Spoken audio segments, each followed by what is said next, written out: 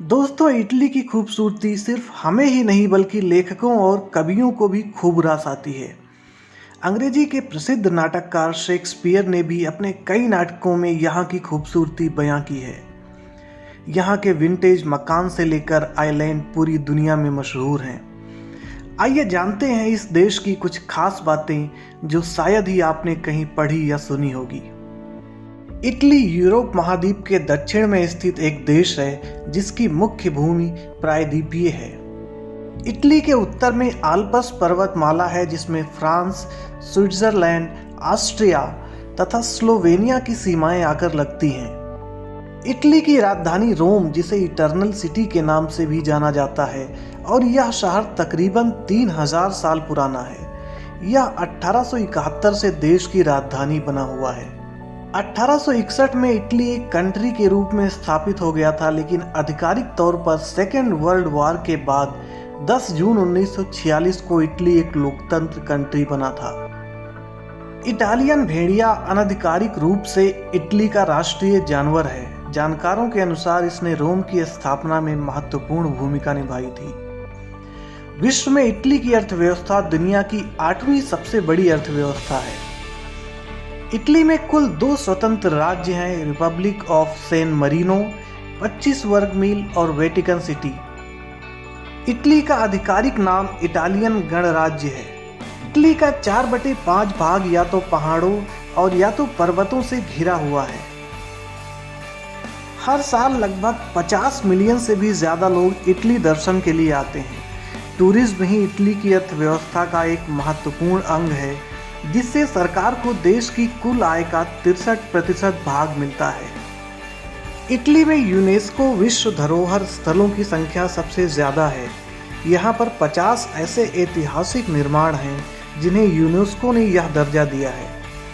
भारत में यह संख्या 35 है, जिसमें ताजमहल भी शामिल है। इटली का वाइन काफ़ी फेमस है। इटली दुनिया में सबसे ज़्यादा शराब बनाता है। यहाँ बनी शराब कई दूसरे देशों को भेजी जाती है। इटली इकलौता देश है जो 2 देशों को चारों तरफ से घेरे हुए है, वेटिकन सिटी और सैन मरीनो। पहले विश्व युद्ध में इटली के 6 लाख से भी ज़्यादा सैनिक मारे गए थे और 10 लाख से भी ज़्यादा सैनिक बुरी तरीके से घायल हुए थे। इटली के वेनिस शहर में यह कानून है कि वहाँ की हर गोंडोला नाव का रंग काला होना चाहिए। गोंडोला एक प्रकार की हल्की नाव होती है। इटली के मिलान शहर में यह कानून है कि वहाँ हर ज़रूरी मौके पर चेहरे पर स्माइल रखना ज़रूरी है, जैसे कि कहीं जाते समय और किसी से मिलते समय। यह नियम शमशान और अस्पताल जाते समय लागू नहीं होता है।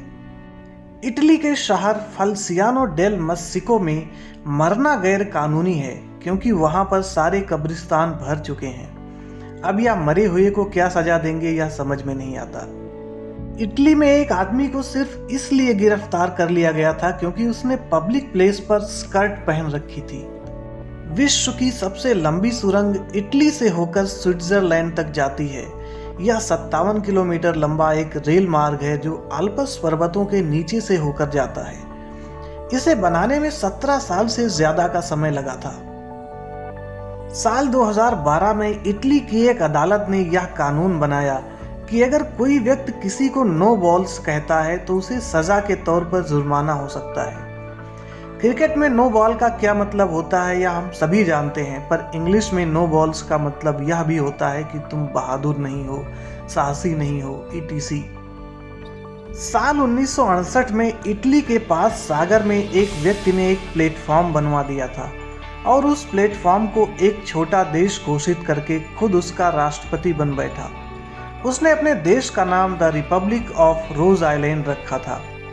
इटली की सेना ने उस प्लेटफॉर्म को अपने नियंत्रण में लेकर नष्ट कर दिया। इस घटना से पता चलता है कि दुनिया में बेवकूफ़ों की कमी नहीं है। यूरोप के बाकी देशों के मुकाबले इटली में सबसे ज़्यादा भूकंप आते हैं। इसके सिवाय सबसे ज़्यादा ज्वालामुखी भी इटली में ही है। इटली के वेसुवियस ज्वालामुखी को पहले प्रसुप्त ज्वालामुखी माना जाता था, लेकिन 1944 में इसमें अचानक विस्फोट हो गया था, जिसमें हज़ारों लोग मारे गए थे। दोस्तों, मुझे उम्मीद है कि आपको ये जानकारी पसंद आई होगी और आपको ये वीडियो अच्छा लगा होगा। अगर आपको ये वीडियो अच्छा लगा हो तो प्लीज़ लाइक कीजिए और शेयर कीजिए अपने फ्रेंड्स के साथ में, और कमेंट करके हमें बताइए कि इटली के बारे में सबसे ज़्यादा खास आपको क्या लगा। Thank you and have a good day. Bye bye.